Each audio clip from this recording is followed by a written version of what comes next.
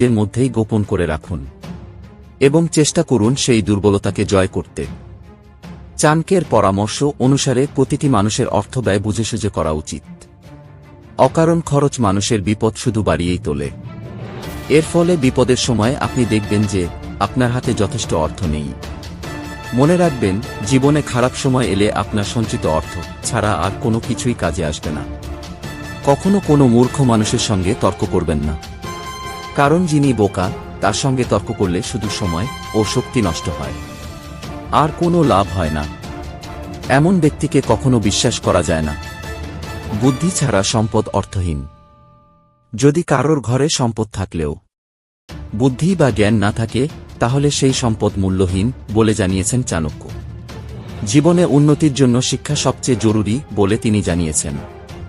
যদি জ্ঞান থাকে আর সম্পদ না থাকে, তাহলে সেই ব্যক্তি নিজের বুদ্ধি বলে